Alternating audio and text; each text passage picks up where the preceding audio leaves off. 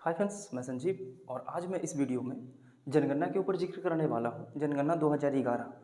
आप कोई भी एग्ज़ाम में अपेयर होगे, यहाँ से एक क्वेश्चन बनते हैं और मैं कुछ बातें बोर्ड पे लिख चुका हूँ। जो फैक्चुअल क्वेश्चन है वो मैं बोर्ड पे लिख चुका हूँ।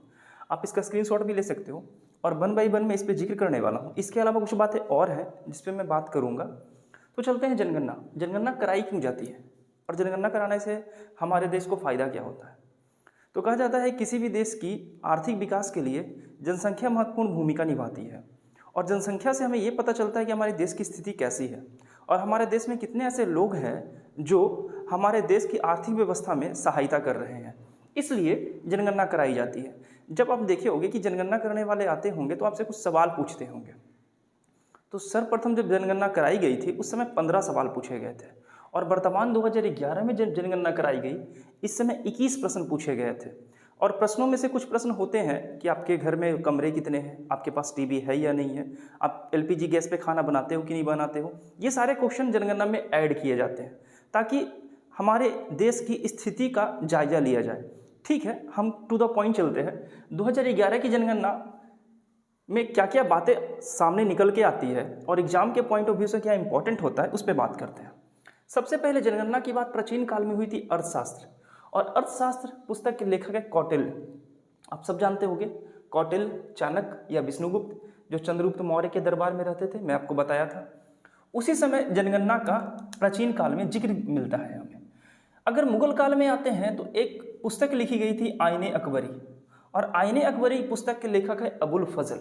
इनके पुस्तक में भी जनगणना की बात की गई थी कि हमारे साम्राज्य में कितने लोग हैं। ठीक है, और इसके बाद प्रथम जनगणना होती है लॉर्ड मेयो के काल में 1872 ईस्वी में, और ये पूछा गया क्वेश्चन है। और 10वीं की जनगणना यानी कि प्रथम जनगणना लॉर्ड मेयो के काल में तो हुआ, इसके उपरांत हर 10 वर्ष के बाद जनगणना प्रारंभ होता है लॉर्ड रिपन के काल में 1881 ईस्वी में। भारत का अगर अब तक की जनगणना देखें तो कुल 15 जनगणना हो चुका है, लेकिन अगर स्वतंत्र भारत की जनगणना पूछ ले आपसे तो 7। अच्छा, जनगणना के मामले में भारत की जनसंख्या का बात करेंगे तो देख लीजिए 101 करोड़ है। और अगर भारत का क्षेत्रफल पूछ ले कि भारत का क्षेत्रफल कितना है तो आप सब जानते हो 32,87,263 वर्ग किलोमीटर। तो जो भारत का क्षेत्रफल है वो विश्व के कुल क्षेत्रफल का लगभग 2.8% है। ठीक है, लेकिन अगर जनसंख्या के मामले में बात करें तो भारत विश्व की कुल जनसंख्या का लगभग 17.5% जनसंख्या सिर्फ और सिर्फ भारत में निवास करती है। विश्व की सबसे पॉपुलेटेड जो है मेरी पॉलिटेड कंट्री जो है जनसंख्या वाली देश जो है वो है चाइना। मेरे पड़ोसी देश जो है मेरे उत्तर में स्थित है। दूसरे नंबर पे आते हैं भारत हमारे। तो हमारे पास इतनी भूमि है परंतु हमारे पास इतने लोग निवास करते हैं। अगर जनसंख्या घनत्व देखा जाए तो भारत की 382 प्रति वर्ग किलोमीटर। अच्छा, जनसंख्या घनत्व कहते किसे हैं? तो 1 वर्ग किलोमीटर में निवास करने वाले लोगों की संख्या को जनसंख्या घनत्व कहते हैं। तो अगर भारत का देखा जाए जनसंख्या घनत्व तो मात्र 382 है, लेकिन यही जनसंख्या घनत्व अगर सबसे अधिक पूछा जाए तो हमारा प्रिय राज्य बिहार की जनसंख्या घनत्व सबसे अधिक है। यहाँ पे आप देख भी रहे होंगे सर्वाधिक जनसंख्या घनत्व 1106 व्यक्ति प्रति वर्ग किलोमीटर रहते हैं, और न्यूनतम में अरुणाचल प्रदेश 17 व्यक्ति सिर्फ रहते हैं प्रति वर्ग किलोमीटर। तो ये बातें आपसे पूछी जाती है, आपसे डाटा भी पूछ लिया जाता है और स्टेट के बारे में भी पूछ लिया जाता है। अगर लिंग अनुपात का बात करें तो भारत का लिंग अनुपात 9:4:3। अब लिंग अनुपात क्या होता है? तो 1000 पुरुषों पे महिलाओं की संख्या कितनी है इसे लिंग अनुपात कहते हैं। तो हमारे देश में 1000 पुरुष पे 943 महिलाएं हैं, बाकी 57 का क्या होने वाला है पता नहीं। तो यहाँ तो स्थिति फिर भी इतनी अच्छी है। अगर स्टेट बाई स्टेट देखोगे तो कुछ स्टेट तो ऐसे हैं, जैसे हरियाणा को देख लो आप, कहीं पे हरियाणा ये न्यूनतम लिंग अनुपात वाले हरियाणा की स्थिति तो हमारे इंडिया के होल स्थिति से भी स्थिति खराब है हरियाणा का। ठीक है, अगर हम बात करते हैं साक्षरता दर की तो 73% लोग साक्षर है। भारत के 73% लोग साक्षर है, जिसमें से 80% पुरुष साक्षर है और 64% महिलाएं साक्षर है। अब महिलाओं के पीछे होने का कुछ रीजन है, जैसे हमारे घर की जो बच्चे होते हैं अगर उनको बाहर निकल के पढ़ने के लिए बोला जाए तो अगर बच्चे चाहते भी हैं तो पेरेंट नहीं जाने देते हैं।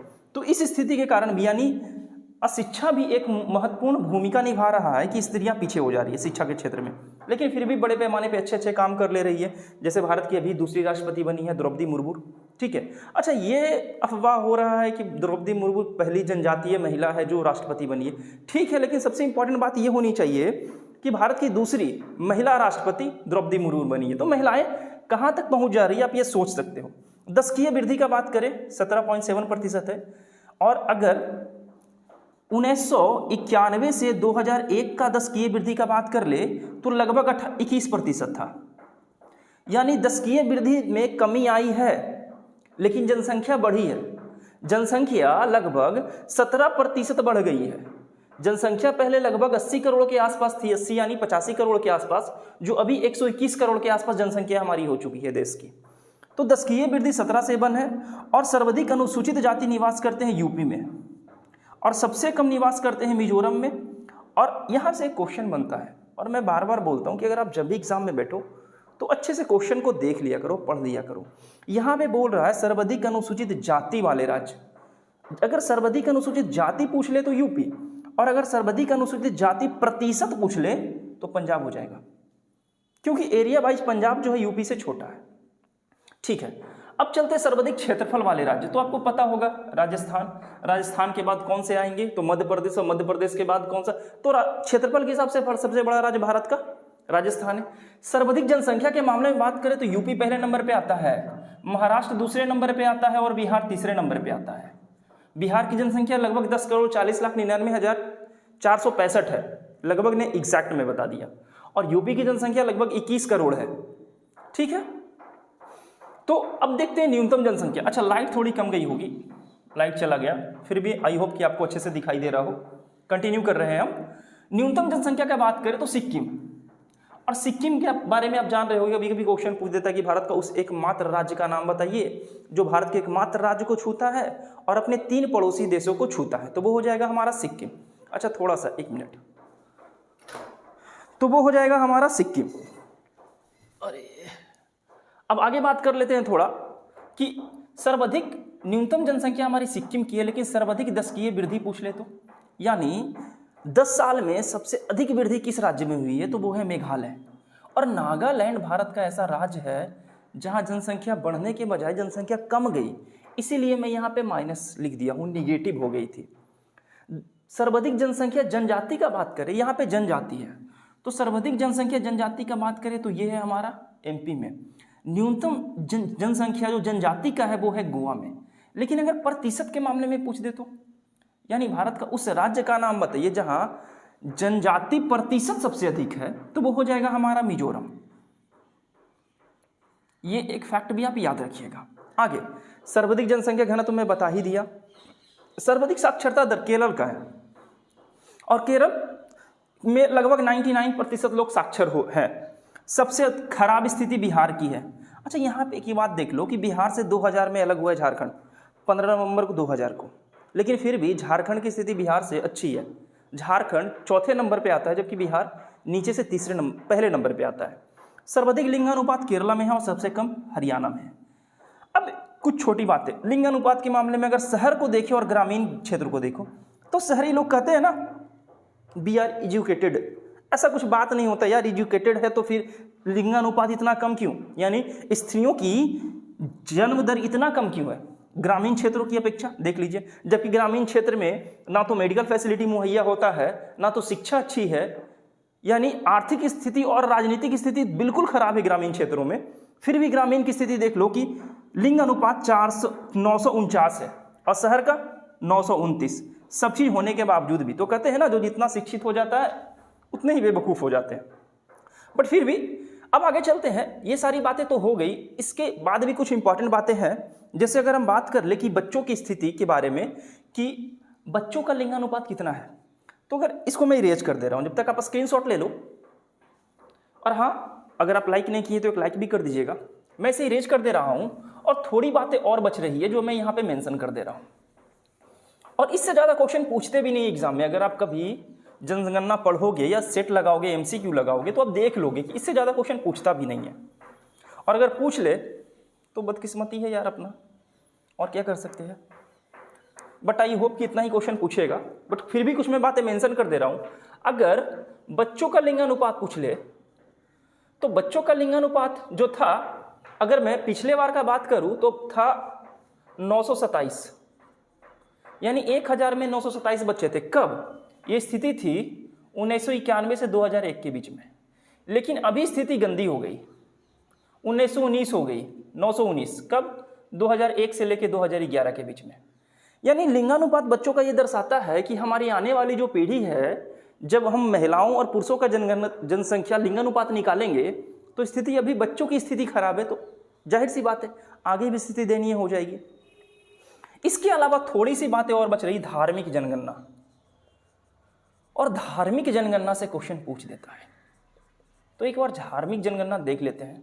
धार्मिक जनगणना में आजकल जो हमारे नए नए जो सरकार बने हैं 7-8 साल से, बीजेपी, जो अक्सर एक बात मुद्दे में रखती है कि हिंदू खतरे में है और ये सब वाली बातें, तो वैसा कुछ नहीं है। खतरे में अगर कुछ है तो वो है आपका भविष्य, ठीक है, उसको सुधारो, ठीक है। और हिंदू मुस्लिम धर्म के आधार पर हमारा संविधान कहता है कि हम जाति के आधार पर, धर्म के आधार पर, लिंग के आधार पर, रंग, जन्म स्थान के आधार पर किसी के साथ भेदभाव नहीं करेंगे, ठीक है। तो ये जो राजनीति है इससे दूर रहना है, अपना पढ़ाई पे फोकस करना है, छोटा सा जॉब लेके सिक्योर लाइफ शेयर करना है, ठीक है। तो चलते हैं धार्मिक जनगणना। धार्मिक जनगणना में बात की जाए तो हमारी जनसंख्या भारत की इतना करोड़ है, सबको पता है ना। अब इतना करोड़ में आप स्थिति आप देख लो कि भारत की स्थिति हिंदू का कितना है। मैं विशेषकर बात करता हूँ हिंदू और मुस्लिम का ही। चलो, आप लोग बड़ा इंटरेस्टेड होते होंगे ना कि सरकार जो बोल रही है वो सही है और कितना सही है। अगर ये जानना है ना तो जो मैसेज आता है ना आपके व्हाट्सएप पे, उससे दूर होकर कभी किताब पलट लिया करो, पता चल जाएगा कि वास्तविक स्थिति क्या है। मैसेज पढ़ लिए और अफवाह फैला दिए कि स्थिति ये हो रही, ऐसा कुछ नहीं होता, ठीक है। व्हाट्सएप यूनिवर्सिटी से निकलिए और यहाँ पे आइए, बुक खोलिए। हिंदुओं की जनसंख्या कितनी है? 96.7 करोड़। अब आप देख लो, 121 करोड़ आबादी है भारत की, जिसमें से लगभग 97 करोड़ आबादी हिंदू की है। मुसलमान का भी बात कर ले, चलते हैं मुसलमान का बात कर लेते हैं। मुसलमान की आबादी लगभग इतना है, यानी 14.22 करोड़।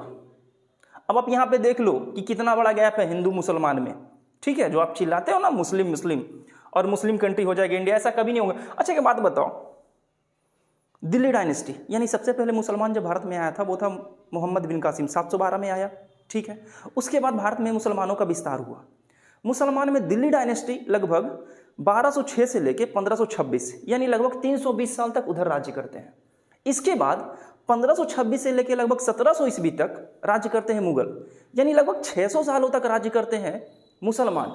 लेकिन फिर भी कभी ऐसा नहीं हुआ कि वो हिंदुओं को प्रताड़ित हुए थे हिंदू, मुसलमान भी तो प्रताड़ित हुए हैं। तो ऐसा नहीं कि हिंदू खतरे में आ गया, ठीक है। 70 साल से राज्य की हमारी कांग्रेस, कभी खतरे में नहीं आए। आज से ये 7 साल से आए हैं, इनको शिक्षा का नहीं पड़ा, रोजगार इनको नहीं दिख रहा है, महंगाई इनको नहीं दिख रहा है। अभी बरसात का मौसम है, सड़कों की स्थिति देख लीजिए, नालियों की स्थिति देख लीजिए। ये सब पे बात नहीं करेंगे, ये बात करेंगे धर्म। और धर्म, सबका धर्म अपना है, मानना है, वो हमारा संविधान में मेंशन है, धर्म की स्वतंत्रता, तो उन पे बहस नहीं करना है, ठीक है। तो अब देख लो कि हिंदुओं की जनसंख्या इतना है और मुसलमानों की जनसंख्या इतना, यानी अगर फैक्ट बात किया जाए तो हिंदुओं की जनसंख्या लगभग 80% है भारत में और मुसलमानों की जनसंख्या लगभग अगर हम देख ले तो 17% के आसपास, इसको 18 भी बोल सकते हो, ठीक है। इतनी प्रतिशत है जनसंख्या आबादी हिंदू और मुसलमान की। ये सब क्वेश्चन तो नहीं पूछेंगे, हाँ क्वेश्चन पूछते जनसंख्या लिंग अनुपात से कि बताइए हिंदुओं का लिंग अनुपात कितना है। हिंदू, मुस्लिम, जैन, बौद्ध और ईसाई, ये सारे से क्वेश्चन आए गए हैं। और अगर आपसे पूछ ले बिना बताए बता दो तो कि इनमें से कौन सा ऐसा धर्म है जिसकी लिंगानुपात सबसे अधिक होगी, नहीं पता ना। चलते हैं, सबसे अधिक लिंगानुपात इसकी है 1023, यानी 1000 पुरुष पे 1023 महिलाएं हैं, ठीक है। अब अगर हम बात कर लेते हैं हिंदू की, तो हिंदू की आबादी लगभग 939 है और मुसलमान का बात कर ले तो ये 951 है। और अगर जैन का बात कर ले तो 954 है और बौद्ध का बात कर ले तो 1965 है। ये है लिंगानुपात धर्मों का, ठीक है। अब कभी कभी पूछ लेता है कि इनमें से कौन से ऐसे धर्म जो सबसे ज़्यादा साक्षर है, तो साक्षर में आ जाएंगे हमारे ईसाई। देखने से पता चल रहा है कि साक्षर ही होंगे, ठीक है। तो इतने से नहीं, इतने क्वेश्चन बनते हैं आपसे धर्म से, जनसंख्या से और जनगणना से। जनगणना 2021 में होना था, लेकिन कोविड के कारण हमारी सरकार सक्षम नहीं हो सकी, और सही भी था कि जनगणना नहीं हो सका 2021 में। जब जनगणना 2021 नेक्स्ट जनगणना जब संपन्न होता है, मैं फिर से एक वीडियो लाऊंगा। तब तक की आई होप जो मैं बात किया आपको अच्छे समझ में आया होगा, कोई परेशानी नहीं हुई होगी। मैं आता हूँ, मिलता हूँ फिर कल क्लास में, नेक्स्ट वीडियो कोई वीडियो नया लेकर आता हूँ जो आपके एग्ज़ाम से रिलेटेड हो। पढ़ाई करते रहो और मेरा वीडियो लाइक करते रहो यार, शेयर करते रहो। अच्छा, मैं सोच रहा हूँ एक ट्रेंड चलाने के लिए, जैसे लोग ट्रेंड चलाते हैं ना नए नए, तो मैं सोच रहा हूँ सब्सक्राइब करने का ट्रेंड चला देते हैं, कैसा रहेगा? चलो देखते हैं कौन कितना सब्सक्राइब करता है, ठीक है। मिलते हैं हम इसके बाद नेक्स्ट वीडियो में। तब तक अपना ख्याल रखिए, पढ़ाई जारी रखिए, और अगर पढ़ाते समय कोई वैसा बात जो मेरी बात हो जो आपको बुरी लग जाती हो, उसके लिए मैं क्षमा चाहता हूँ, ठीक है। मुझे ऐसा कोई मकसद नहीं होता कि मैं किसी को हर्ट करूँ किसी भी आधार पे। मेरा मकसद है कि आपको जितना से जितना अच्छा हो सके कंटेंट मुहैया कराने का, ताकि आपके एग्जाम में वो मार्क्स अच्छे से आ सके क्वेश्चन। तब तक अपना फिर से मैं मिलता हूँ नेक्स्ट वीडियो में। ख्याल रखो, पढ़ते रहो, धन्यवाद।